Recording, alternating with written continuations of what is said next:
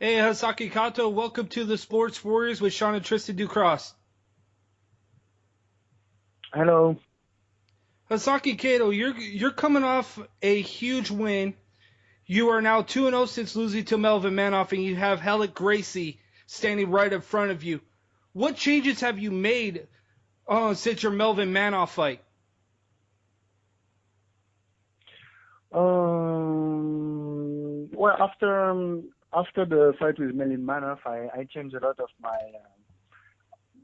my training environment. I changed the gym. I went to different places to train with different coaches, and I think I improved in every compartment of the fighting game. So last year I had the three professional fights. I won them all. So I'm really confident for the next one. Was this were Hisaki Kato? This is Sean here. Was this one of the fights that intrigued you the most? Was fighting a guy with a Gracie name and having the background that he has on the mat to challenge yourself? Yes, of course. But yeah, of course, he is from a really famous. I mean, like the most notorious family in the martial arts. So yeah, he's a big name, but I don't really care. You know, he's not been fighting a lot in MMA rules. Of course, I know he will be really dangerous on the ground, but. Yeah, well, I'm excited to fight with one of the Gracie family, but I'm Hasaki, not afraid though. You know, I know I have big chances to win this fight. That fight. Hasaki Kato here with the Sports Warriors. Hasaki Kato, with the Helic Gracie being good on the ground, do you expect to keep this fight standing? Well, yeah, I will lie if I say I will try the ground with him. You know, I'm a striker. He likes the ground, so it's gonna be a really easy to understand fight. You know, I will try to punch him. He will try to put me down, and I guess that's it. Hasaki, you mentioned a while back when you first transitioned, when you made your appearance at Bellator against a guy like Joe Schilling, and you wanted to make a statement about you being a small glove fighter and him being a big glove fighter, and you've had these notorious, I guess you could say, one-liners, if you will. Do you have a one-liner going against Helic Gracie coming into this fight? Mm, yeah, I will say that you know he's really good and famous for the grappling, but MMA is not grappling. You have to you have to when you get punched, you know. So it changed totally the ground game too. So that's why even if I have to go to the ground, I know I will be able to do something because you know it will be a mix with the grounding game and the strikes, and I believe. He's more afraid of being punched than me. So Hisaki Kato here with the Sports Warriors. Would you classify Helic Gracie kind of as like a part-time fighter that he's not in this game full tilt, and you're out to prove a point that in order to make a statement in MMA, you got to be doing this full time?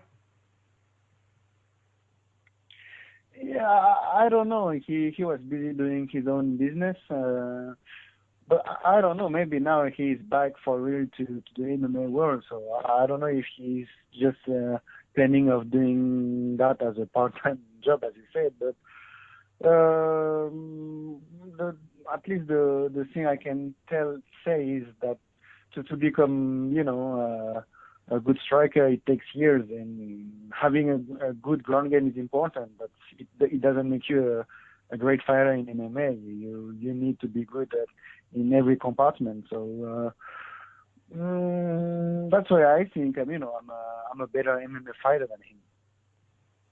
So how do you think this fight is going to end up at Bellator 170 with your hand being raised as the victor? How do you see this fight ending?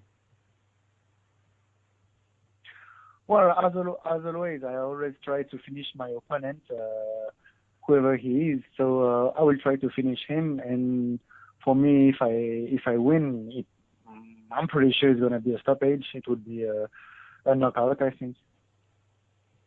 Hisaki Kato here with the Sports Warriors. A couple last questions here before we let you go. And one interesting thing here that I had to ask you when we got you on the show is your nickname is unique. It's called the Japanese Musketeer, and I'm curious, how did that nickname come about? And it's just one of the unique ones. You don't see or hear anything that unique anymore. It started as a joke because before the Melvin Manor fight, I went back to France to train, and my coach there, because I'm half French and Japanese, said, okay, you can have only two nicknames. You can just choose between the French samurai or the Japanese musketeer. And I was thinking that Japanese musketeer was more ridiculous, so and it made me laugh. So that's why I chose this one more than the French samurai, which is like, everybody's like the blue eye samurai, the French samurai. There is samurai everywhere. So I was thinking being a Japanese musketeer is way more ridiculous and funny. So that's why I chose that nickname. Well, that's a cool way to get a nickname. And then my last question for you is that I've been able to do it once before, and we'll see if we can do it now. You're a very charismatic guy. Like I said, you've got your one-liners. I had to ask this when I saw this. So Ralek Gracie has a rap video out. I'm wondering if you can drop a rhyme on Ralek Gracie. No. So yeah, I have to check that video. No, sorry, I have nothing. So if you win your post-fight press conference, you'll release a rap of your own. Well, I'm gonna have to think about something then. Yeah, it's called Gi and Gi. Is Ralek Gracie's music video. And you can find him on YouTube. It was, I mean, for a guy that was doing that on the side, I guess it wasn't bad. And I figured that what a better guy to go up against, Hisaki Kato, and it was like a mesh. I was like, I can't wait to hear what he has to say about that. Okay, I need to check that video. All right, man. Well, good luck. Bellator 170 in LA at the Forum. Hisaki Kato versus Ralek Gracie, and what is going to be a tale of two sides. Stand up versus the ground game. Good luck. Yeah.